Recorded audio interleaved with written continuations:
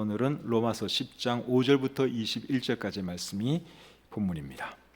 읽는 것은 제가 다 안 읽고 15절까지만 읽도록 하겠습니다. 나머지 부분은 설교 중에 또 읽고 설명해 드리도록 하겠습니다. 5절부터 제가 읽겠습니다. 모세가 기록하되 율법으로 말미암는 의를 행하는 사람은 그 의로 살리라 하였거니와 믿음으로 말미암는 의는 이같이 말하되 네 마음에 누가 하늘에 올라가겠느냐 하지 말라 하니 올라가겠느냐 함은 그리스도를 모셔 내리려는 것이요 혹 누가 무저갱에 내려가겠느냐 하지 말라 하니 내려가겠느냐 함은 그리스도를 죽은 자 가운데서 모셔 올리려는 것이라. 그러면 무엇을 말하느냐? 말씀이 내게 가까워 내 입에 있으며 내 마음에 있다 하였으니 곧 우리가 전파하는 믿음의 말씀이라. 내가 만일 내 입으로 예수를 주로 시인하며 또 하나님께서 그를 죽은 자 가운데서 살리신 것을 내 마음에 믿으면 구원을 받으리라. 사람이 마음으로 믿어 의에 이르고 입으로 시인하여 구원에 이르느니라. 성경에 이르되 누구든지 그를 믿는 자는 부끄러움을 당하지 아니하리라 하니 유대인이나 헬라인이나 차별이 없음이라. 한 분이신 주께서 모든 사람의 주가 되사 그를 부르는 모든 사람에게 부요하시도다. 누구든지 주의 이름을 부르는 자는 구원을 받으리라. 그런즉 그들이 믿지 아니하는 이를 어찌 부르리요? 듣지도 못한 이를 어찌 믿으리요? 전파하는 자가 없이 어찌 들으리요? 보내심을 받지 아니하였으면 어찌 전파하리요? 기록된 바 아름답도다. 좋은 소식을 전하는 자들의 발이여 함과 같으니라. 아멘. 오늘은 로마서 10장 5절부터 21절까지의 말씀을 본문으로 해서 구원에 대해서 함께 생각해 보기를 원합니다. 구원은 성경의 주제이고 모든 종교가 추구하는 것이라고 할 수 있습니다. 구원이라는 말을 직접 안 써도 모든 종교가 추구하는 것은 결국 구원입니다. 사람들이 구원을 갈구하는 이유가 뭘까요? 사람에게 고통이 있고 결국은 죽기 때문에 그렇습니다. 불교의 창시자 시다르타는 늙고 병들고 죽는 문제를 해결하기 위해서 출가했습니다. 그리고 보리수 밑에서 일주일 동안 명상한 끝에 깨달음을 얻고 붓다, 즉 깨달은 사람이 되었다고 하는데 시다르타가 추구한 것도 결국은 뭐였습니까? 구원이죠. 그가 추구한 것도 구원이었습니다. 그렇다면 여러분, 사람은 어떻게 구원받을 수 있을까요? 그게 중요한 거죠. 이 종교는 이렇게 말하고 저 종교는 저렇게 말하는데 정말 사람은 어떻게 구원받을 수 있을까 하는 것이죠. 그 문제에 대한 답을 오늘 이 본문은 우리에게 말해주고 있습니다. 오늘 읽은 이 본문에는 이스라엘의 지도자 모세 이름도 나오고 또 모세가 시내산에서 하나님께로부터 받은 율법에 대한 말씀도 나옵니다. 모세와 율법에 대한 말씀이 나오는 이유는 오늘 이 본문의 수신자들 상당수가 유대인들이었기 때문에 그렇습니다. 물론 이방인들도 수신자들 중에 있었지요. 12절에 보면 유대인이나 헬라인이나 차별이 없음이라 하는 말씀이 있죠. 왜 갑자기 유대인 이야기를 하고 왜 갑자기 헬라인 이야기를 하느냐? 이 글을 읽을 사람들이 유대인들이고 헬라인들, 즉 이방인들이기 때문에 그렇습니다. 오늘 이 본문은 구원에 대해서 어떤 말씀을 하는지 함께 살펴보도록 하겠습니다. 구원에 대해서 오늘 이 본문은 크게 6가지를 말해주고 있습니다. 첫 번째로 말하는 것은 구원받는 것은 전혀 어렵지 않다 하는 것을 말해주고 있습니다. 5절부터 8절까지의 말씀이 그 말씀이에요. 제가 한번 읽겠습니다. 모세가 기록하되 율법으로 말미암는 의를 행하는 사람은 그 의로 살리라 하였거니와 믿음으로 말미암는 의는 이같이 말하되 내 마음에 누가 하늘에 올라가겠느냐 하지 말라 하니 올라가겠느냐 함은 그리스도를 모셔 내리려는 것이요 혹은 누가 무저갱에 내려가겠느냐 하지 말라 하니 내려가겠느냐 함은 그리스도를 죽은 자 가운데서 모셔 올리려는 것이라. 그러면 무엇을 말하느냐? 말씀이 내게 가까워 내 입에 있으며 내 마음에 있다 하였으니 곧 우리가 전파하는 믿음의 말씀이라. 방금 읽은 이 말씀이 굉장히 어렵죠. 근데 핵심은 간단해요. 내용은 사실 어려운데 핵심은 굉장히 간단합니다. 구원받는 것은 전혀 어렵지 않다. 그 말씀입니다. 8절을 보시면 구원받을 수 있는 말씀이 내 입에 있고 내 마음에 있다, 그 말씀을 하고 있죠. 그리고 그 말씀은 우리가 전파하는 믿음의 말씀이다, 그렇게 말하고 있습니다. 8절을 여러분 다시 한번 보겠습니다. 8절이 중요한 말이에요. 그러면 무엇을 말하느냐? 말씀이 내게 가까워 내 입에 있으며 내 마음에 있다 하였으니 곧 우리가 전파하는 믿음의 말씀이라. 이게 결국 무슨 말입니까? 구원받는 것이 정말 쉬운데 우리가 전하는 그 믿음의 말씀 그대로 하면 된다, 그 말입니다. 그러니까 예수님 믿으면 구원받는 거다, 그 말씀을 지금 여기서 하고 있는 것이죠. 그리고 그 앞에 5절부터 7절에서는 어떤 말씀을 하는가 하면 율법으로 말미암는 의와 믿음으로 말미암는 의에 대해서 잠깐 설명을 하고 있습니다. 5절 6절을 다시 보겠습니다. 모세가 기록하되 율법으로 말미암는 의를 행하는 사람은 그 의로 살리라 하였거니와 믿음으로 말미암는 의는 이같이 말하되. 자, 방금 읽은 이 말씀에 보시면 율법으로 말미암는 의라는 표현이 나오고 그리고 믿음으로 말미암는 의, 이런 표현이 나오죠. 율법으로 말미암는 의는 뭡니까? 율법을 지켜야 의롭게 된다, 이제 그렇게 믿는 것을 여기서 율법으로 말미암는 의, 그렇게 표현을 했고, 믿음으로 말미암는 의는 사람이 의로워지려면 믿어야 된다, 예수님 믿어야 된다, 그것을 여기에 믿음으로 말미암는 의, 그렇게 표현하고 있는 겁니다. 당시 유대인들 중에는 사람이 의롭게 되려면, 즉 구원 받으려면 율법을 지켜야 한다고 생각하는 사람들이 많았습니다. 그런 사람들이 중요하게 생각했던 성경 구절이 뭔가 하면 레위기 18장 5절이에요. 자, 레위기 18장 5절 말씀을 한번 보겠습니다. 너희는 내 규례와 법도를 지키라.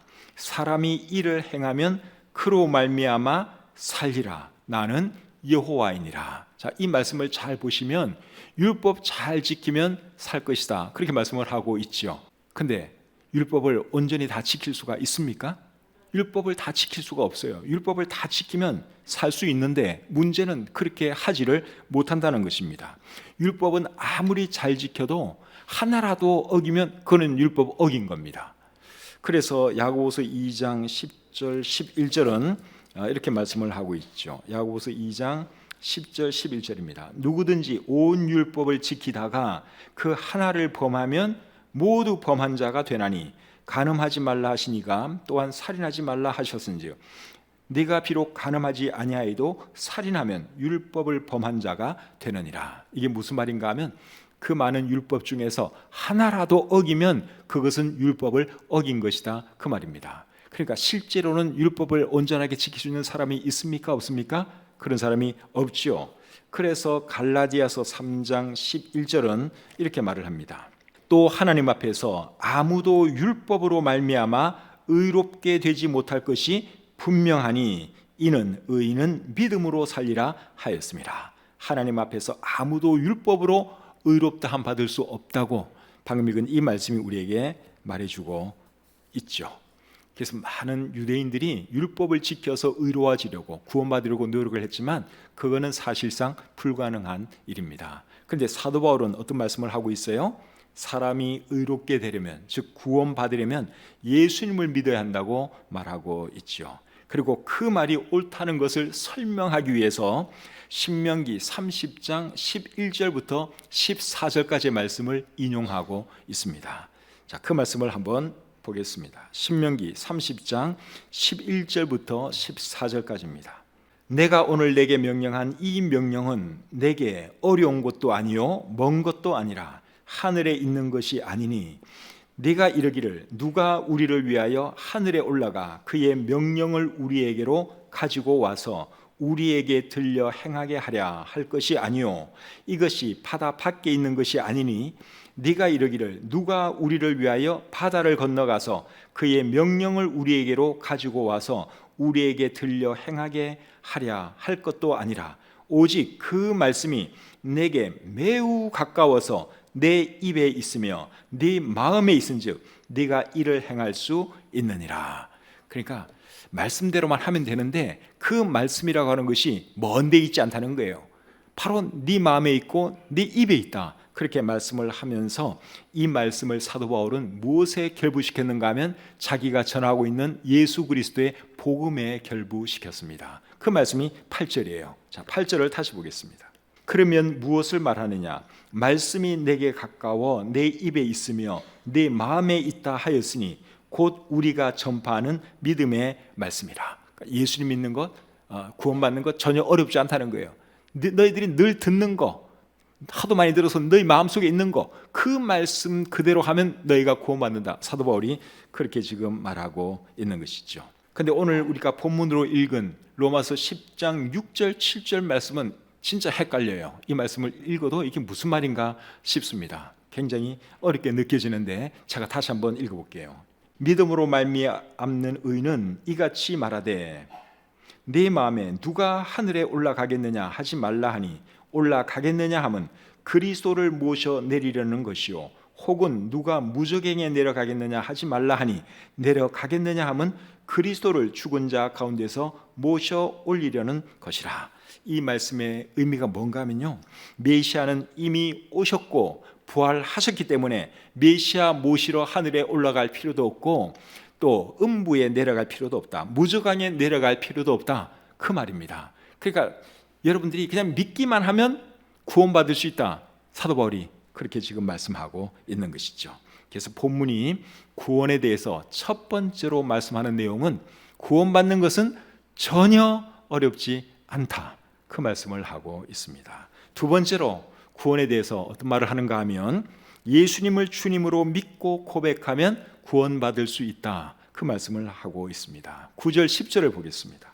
내가 만일 내 입으로 예수를 주로 시인하며 또 하나님께서 그를 죽은 자 가운데서 살리신 것을 내 마음에 믿으면 구원을 받으리라. 사람이 마음으로 믿어 의에 이르고 입으로 시인하여 구원에 이르느니라. 아멘. 방금 읽은 이 말씀에 의하면 사람은 어떻게 구원받을 수 있습니까?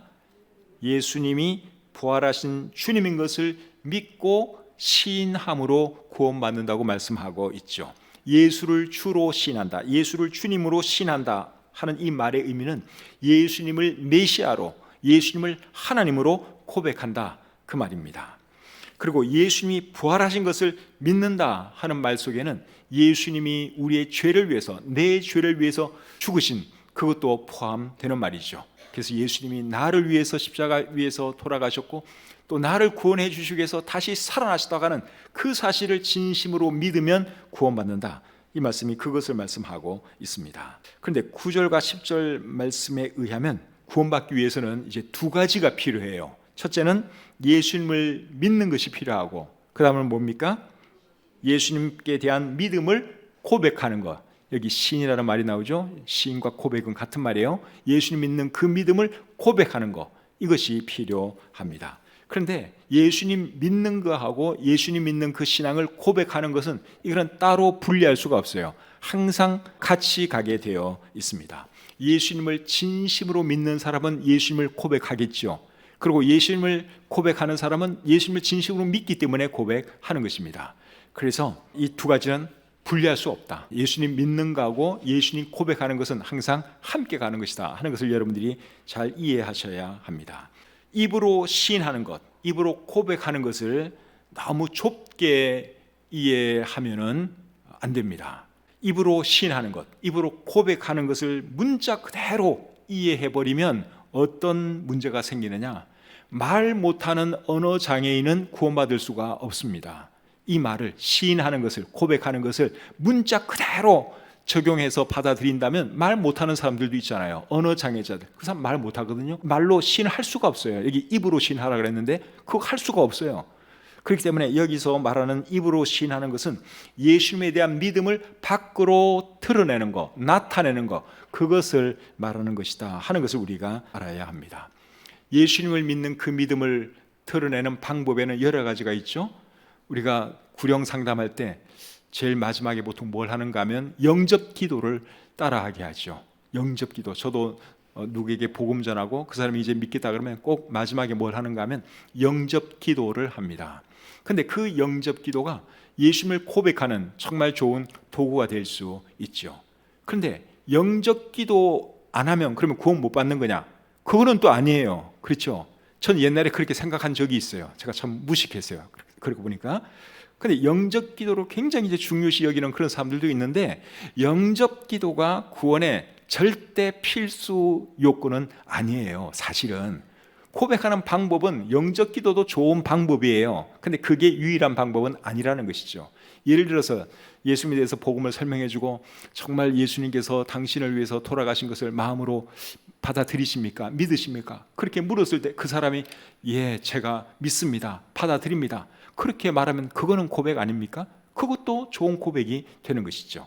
그리고 예수님에 대한 믿음을 밖으로 나타낼 수 있는 정말 좋은 의식이 있는데, 그게 뭡니까? 침례예요. 침례. 그래서 침례가 중요한 거예요. 오늘 이 말씀에 의하면 마음으로 믿고 그리고 입으로 시인하라, 그렇게 말씀을 하고 있는데, 즉 예수님 믿는 믿음을 나타내라, 그렇게 말씀을 하고 있는데, 우리가 행하는 침례가 그거죠.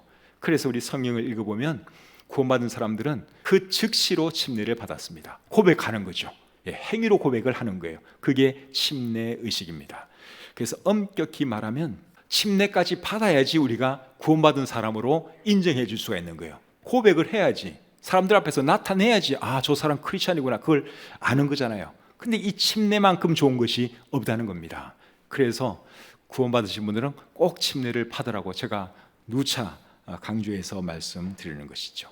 세 번째로 구원에 대해서 어떤 말씀을 하는가 하면, 구원에 있어서는 유대인이나 헬라인이나 차별이 없다 하는 것을 말씀하고 있습니다. 11절부터 13절 보겠습니다. 성경에 이르되 누구든지 그를 믿는 자는 부끄러움을 당하지 아니하리라 하니 유대인이나 헬라인이나 차별이 없음이라. 한 분이신 주께서 모든 사람의 주가 되사 그를 부르는 모든 사람에게 부요하시도다. 누구든지 주의 이름을 부르는 자는 구원을 받으리라. 자, 유대인이나 헬라인이나 구원을 어떻게 받습니까? 예수님을 믿음으로 받지요. 구원에 있어서는 유대인이나 헬라인이나 차별이 없습니다. 그래서 12절에 말하기를 유대인이나 헬라인이나 차별이 없습니다. 구원에 있어서는 차별이 없다, 그 말이죠. 그리고 13절에 뭐라 그랬는가 하면 누구든지 주의 이름을 부르는 자는 구원을 받으리라, 그렇게 말씀을 하고 있죠. 주의 이름을 부른다 하는 말의 의미는 뭡니까? 주님의 이름, 예수님, 예수님 그렇게 부르는 것을 말하는 겁니까? 여기서 주의 이름을 부른다 하는 말의 의미는 예수님을 의지한다, 예수님을 믿는다, 그 말이죠. 그래서 구원은 유대인, 이방인 할 것 없이 어떻게 받는 거예요? 예수님을 믿음으로 받는 것입니다. 사도행전 15장 11절에 이런 말씀이 있습니다. 그러나 우리는 그들이 우리와 동일하게 주 예수의 은혜로 구원받는 줄을 믿노라. 사도 베드로가 유대인들에게 하는 말이에요. 우리는, 그들이, 이방인들이 우리와 동일하게 주 예수의 은혜로 구원받는 줄을 믿노라. 그래서 구원은 이방인, 유대인 똑같이 예수님을 믿음으로 받는 것이다 하는 것입니다. 네 번째로 구원에 대해서 하시는 말은 구원받으려면 누군가로부터 복음을 들어야 한다, 그 말씀을 하고 있습니다. 14절, 15절 보겠습니다. 그런즉 그들이 믿지 아니하는 일을 어찌 부르리요? 듣지도 못한 일을 어찌 믿으리요? 전파하는 자가 없이 어찌 들으리요? 보내심을 받지 아니하였으면 어찌 전파하리요? 기록된 바 아름답도다. 좋은 소식을 전하는 자들의 발이여 함과 같으니라. 사람이 구원받으려면 누군가로부터 복음을 들어야 합니다. 저는 제 부모님으로부터 복음을 듣고 구원받았습니다. 초등학교 1학년 때 제가 우리 부모님으로부터 복음을 듣고 예수님을 영접하고 구원받았습니다. 여러분들도 누군가로부터 복음을 들어서 예수님에 대해서 알게 되었고, 그래서 여러분들이 구원받았죠. 누군가로부터 복음을 들었기 때문에 우리가 다 예수님을 믿게 된 것입니다. 우리 주변에도 믿지 않는 사람들이 많이 있는데 그 사람들에게는 누가 복음을 전해줘야 되겠습니까? 그건 이제 구원받은 저와 여러분들이 해야 하는 것입니다. 그래서 여러분, 시간 날 때마다 복음 전하면서 사시기를 바랍니다. 시간이 없다 해도 시간을 내어서라도 복음을 전하면서 우리가 살아야 합니다. 하나님께서 저와 여러분들을 바로 천국 데려가지 않는 이유가 뭐겠어요? 전도하라고 그러는 것입니다. 복음 전하라고 저희들 이 땅에 살게 하신 것이죠. 디모데후서 4장 2절에 보면 너는 말씀을 전파하라. 때를 얻든지 못 얻든지 항상 힘쓰라. 그래서 여러분, 우리가 해야 할 일이 뭔가 하면 복음 전하는 일이에요. 때를 얻든지 못 얻든지 영혼들 만날 때마다 복음을 전해야 하는 것입니다. 사람을 딱 보면 여러분들의 주관심사는 뭐예요? 저 사람 어디 학교 나왔을까? 저 사람 어디서 살까? 이런 게 주관심사가 되면 안 되고, 저 사람은 예수님을 믿는 사람일까? 안 믿는 사람일까? 저 사람은 죽으면 천국 갈까? 지옥 갈까? 여기에 우리가 관심을 가지고 살아야 하는 것입니다. 다니엘서 12장 3절에 보시면 이런 말씀이 있습니다. 지혜 있는 자는 궁창의 빛과 같이 빛날 것이요 많은 사람을 옳은 대로 돌아오게 한 자는 별과 같이 영원토록 빛나리라. 우리가 누군가에게 복음을 전해서 그 사람이 구원받는다면 여러분, 그거보다 더 귀한 일이 어디에 있겠습니까? 그래서 우리가 그런 일을 하면서 살아야 하는 것이죠. 돈 버는 것도 필요하고 승진하는 것도 필요하고 출세하고 성공하는 것도 다 필요는 한데, 우리가 그렇게 하려고 하는 목적 자체는 하나님의 영광이 되어야 되는 것이고 복음 전도가 되어야 하는 것입니다. 우리가 직위가 높아지면 높아질수록 복음 전하기에 더 유력해지잖아요.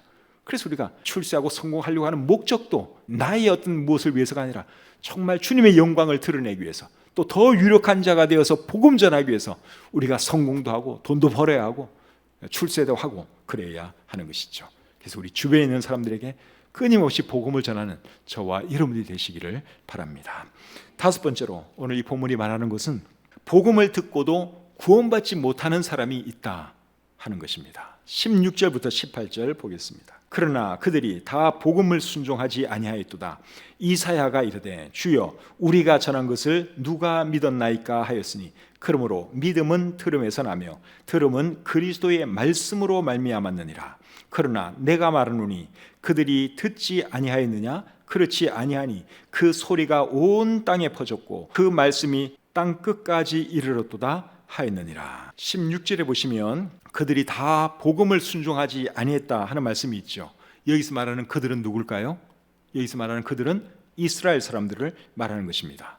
예수님께서 이 땅에 오셨을 때 이스라엘 사람들은 예수님을 받아들이지 않았습니다. 메시아로 인정하지 않았습니다. 예수 그리스도의 복음을 들었을 때도 그들은 받아들이지 않았습니다.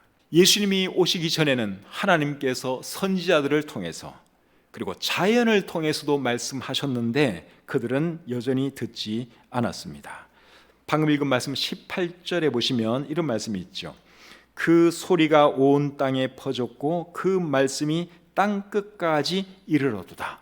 이 말씀은 시편 19편 4절에서 가져온 말씀입니다. 이 말씀은 하나님의 말씀이 자연을 통해서 온 세상에 전파되고 있다, 그 말씀입니다. 시편에 있는 말씀을 제가 직접 한번 읽어드리겠습니다. 시편 19편 1절부터 4절까지입니다. 하늘이 하나님의 영광을 선포하고 궁창이 그의 손으로 하신 일을 나타내는도다. 날은 날에게 말하고 밤은 밤에게 지식을 전하니 언어도 없고 말씀도 없으며 들리는 소리도 없으나 그의 소리가 온 땅에 통하고 그의 말씀이 세상 끝까지 이르렀도다. 자, 이 말씀의 내용이 뭡니까?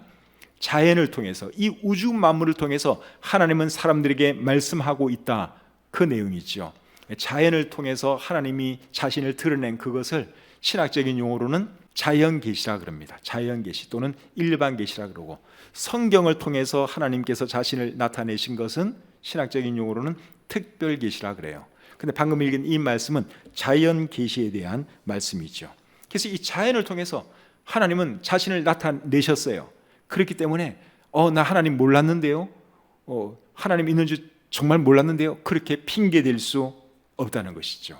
로마서 1장 20절에 그런 말씀이 있습니다. 창세로부터 그의 보이지 아니하는 것들 곧 그의 영원하신 능력과 신성이 그가 만드신 만물에 분명히 보여 알려졌나니 그러므로 그들이 핑계하지 못할지니라. 그러니까 이 자연을 보고서도 하나님이 계신 거 알 수 있고 믿을 수 있어요. 그렇기 때문에 핑계할 수 없다, 그 말이에요.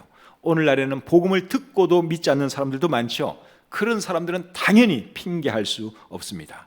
들으려고 하지 않는 사람도 핑계할 수 없습니다. 듣기만 하면 믿을 수 있는데 아예 들으려고 안 하니 그 책임은 그 사람에게 있는 것이죠.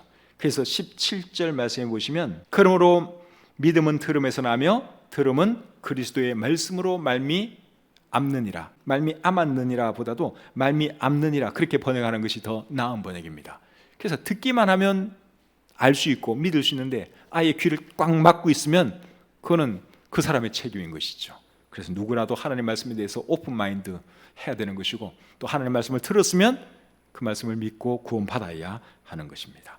마지막 6번째로 오늘 이 본문이 우리에게 하는 말씀은 이스라엘 사람들이 복음을 거절함으로 이방 사람들이 구원받게 되었다. 그 말씀을 하고 있습니다. 19절부터 21절 보겠습니다. 그러나 내가 말하노니 이스라엘이 알지 못하였느냐? 먼저 모세가 이르되 내가 백성 아닌 자로서 너희를 시기하게 하며 미련한 백성으로서 너희를 노엽게 하리라 하였고 이사야는 매우 담대하여 내가 나를 찾지 아니한 자들에게 찾은 바 되고 내게 묻지 아니한 자들에게 나타났노라 말하였고 이스라엘에 대하여 이르되 순종하지 아니하고 거슬러 말하는 백성에게 내가 종일 내 손을 벌렸노라 하였느니라. 방금 읽은 이 말씀은 이방 사람들의 구원에 대한 말씀입니다. 이방 사람들의 구원에 대해서는 하나님께서 모세를 통해서도 말씀을 하셨고 이사야를 통해서도 말씀하셨습니다. 모세를 통해서 하신 말씀은 19절 그 중간에 보시면 내가 백성 아닌 자로서 너희를 시기하게 하며 미련한 백성으로서 너희를 노엽게 하리라. 그렇게 말씀을 하고 있죠.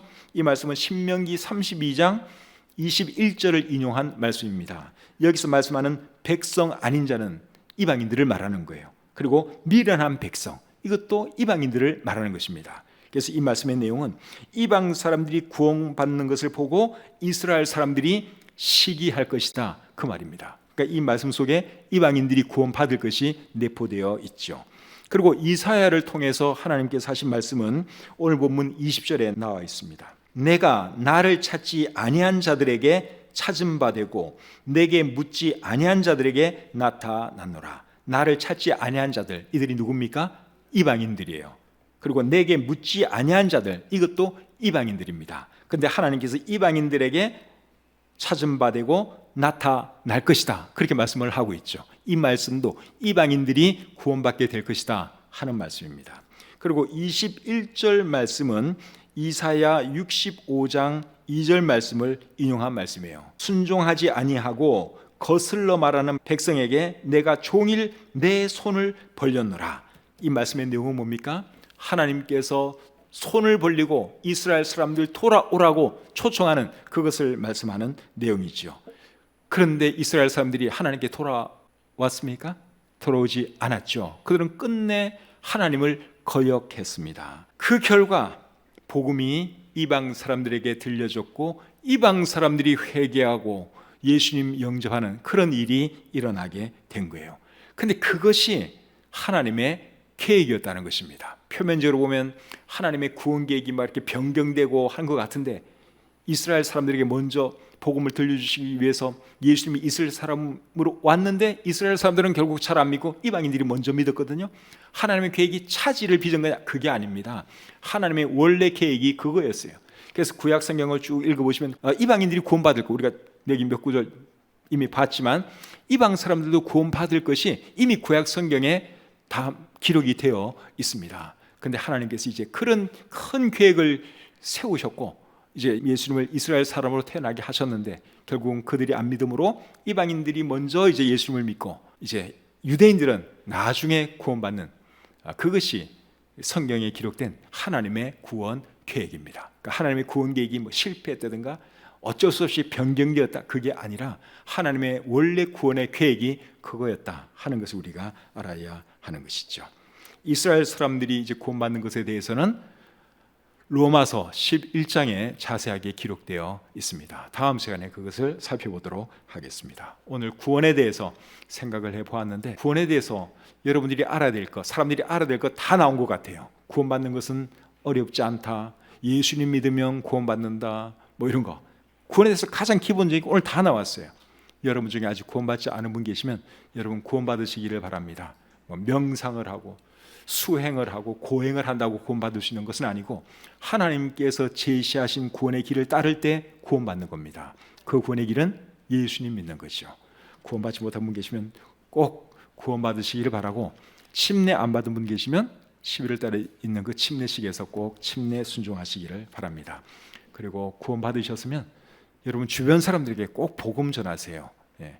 우리 혼자 예수님 믿고 혼자 천국 가면 안 되잖아요. 믿지 않는 가족도 같이 천국 가야 되고 친척들, 친구들 다 함께 천국에 가야죠. 그 일하라고 하나님께서 오늘도 저와 여러분들의 생명을 연장해 주고 계신 줄 믿습니다. 기도하겠습니다. 하나님 은혜와 사랑을 감사합니다. 로마서 10장 말씀을 우리에게 깨닫게 해 주셔서 얼마나 감사한지요. 오늘 들은 말씀 우리 마음에 잘 새기게 도와주시고 구원하신 우리 하나님의 은혜에 더 감사하며 살아가게 해 주시옵소서. 우리 중에 아직 구원 받지 못한 분이 계시면 하나님 불쌍히 여겨주시고 꼭 예수 그리스도를 자신의 구주로 영접하고 구원받고 천국의 소망을 가지고 살아가게 해 주시옵소서. 감사드리며 예수님의 이름으로 기도드립니다. 아멘.